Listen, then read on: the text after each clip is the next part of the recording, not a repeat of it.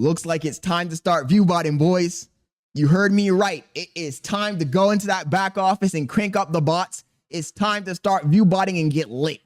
If you guys have not been paying attention to the recent statements released by the CEO of Night Media himself, he wrote a whole article on Twitter. It is time to start viewbotting. I decided to jump on, break it down for you guys, and tell you guys what I think about the whole viewbotting situation, what I think will inevitably happen. Stick around, enjoy the video. Let me know what you think in the comments. If you think that I'm right, if you think I'm wrong, I want to know your opinions, but let's get into it. For the people who are not critically online, viewbotting is when a content creator pays money to have a company send them fake views to their stream or video. I've talked about this topic before in the past because it affects me directly. I'm a streamer and I'm a content creator on YouTube.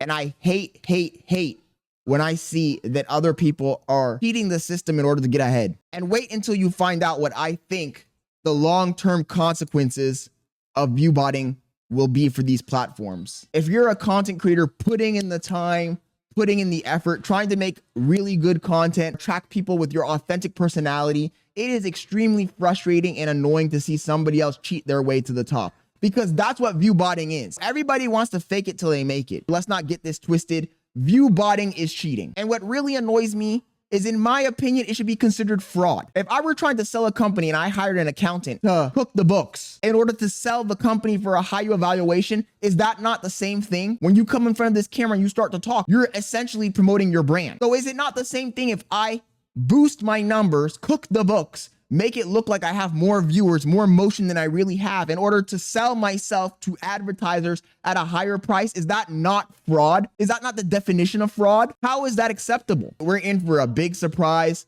because all of these people that want to take a shortcut in the content creation space, they think that they're going to get ahead in the long run. What you're really doing is you're getting ahead in the short term, but you're really screwing over the entire industry, because at some point, I strongly believe that advertisers are going to realize that they actually lose money when they invest in content creators that don't have real viewers. Because the purpose of advertising on a stream is to sell product. If my product is not leaving the shelves, if I'm not pushing P with you, why am I going to invest money in your stream? Why am I going to invest money on your platform in general? I see a scenario in which advertisers no longer want to advertise, or at least they don't want to pay top tier rates, because they're going to say to themselves, these guys are viewbotting. Bots can't buy product. Content creators, these cheating content creators, scheming dirtbags, are literally putting their own foot in their mouth. And it's going to come back to bite us all. It's not just the content creators. It's also the platforms.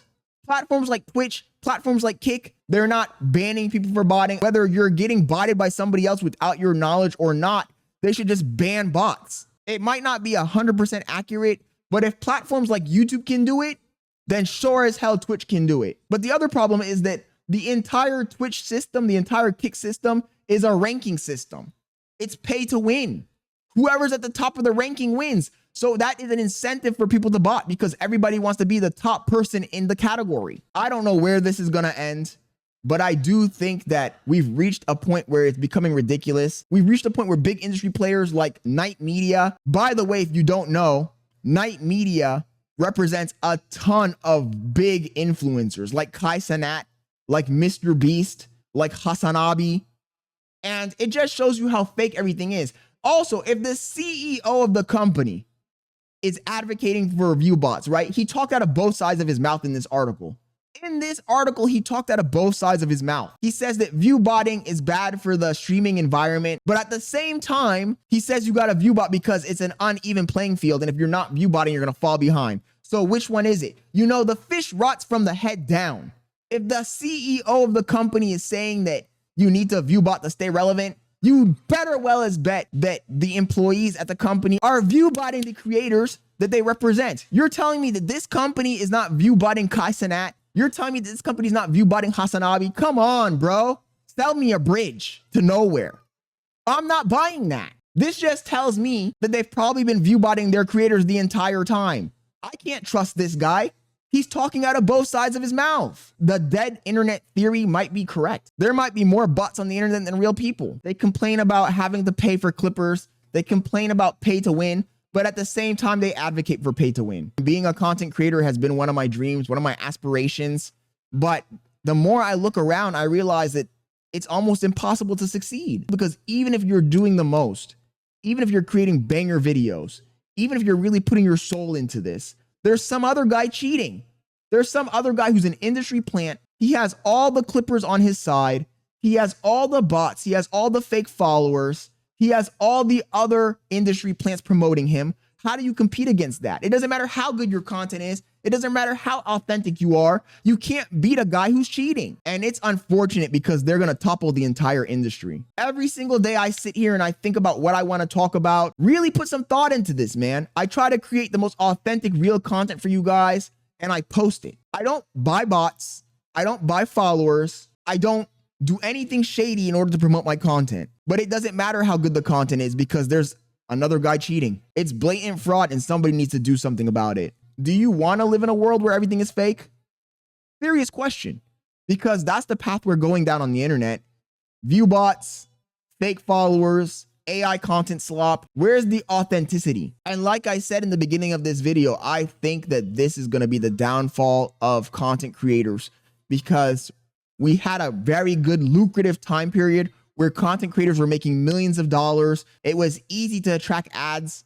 But if this continues, that's going to get harder and harder and harder. And the first thing the advertising companies are going to say is, why would I pay you $10,000 for an ad spot? How do I know that I'm going to have a return on my investment? How do I know that your viewers aren't just bots? That cat has already left the bag. It's already outside. They've opened Pandora's box. So now you're at a major disadvantage because nobody's going to believe the numbers anymore. The numbers don't mean anything. YouTube, Instagram, TikTok, all of these platforms kind of ruined the content creation space when they introduced the short form content on the exact same platform that long form content was. Because I remember back in the day, 500,000 subscribers on YouTube meant something. But now there are channels that pay for a bunch of fake followers, or they just do a bunch of YouTube shorts and they get to 500,000, they get to 1 million. Are those high value viewers?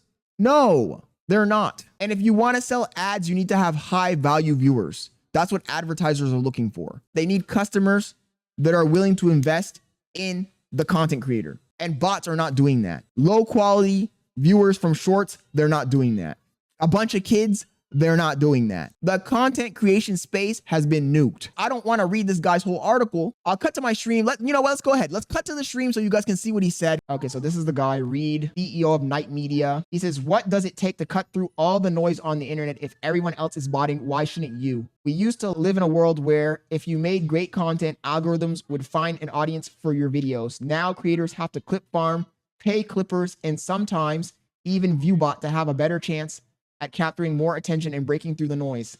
This is especially true on platforms like Twitch, where viewbotting can surface you on the front page of popular streaming categories. If you reach the top leaderboards on Twitch and have amassed a large audience, you probably don't need to viewbot. However, there has been a lot of drama on X recently related to the largest streamers on Twitch allegedly viewbotting. This has gotten me thinking, is viewbotting a legitimate strategy? Do advertisers have any way of tracking botted engagement? And why isn't Twitch cracking down on this at all? Platforms need to take action. We've been dealing with this issue for a long time now. On platforms like X, bots tend to leave behind a little evidence, no followers, and newly created accounts, or suspicious comment behavior that can be used to identify whether the account is real or not.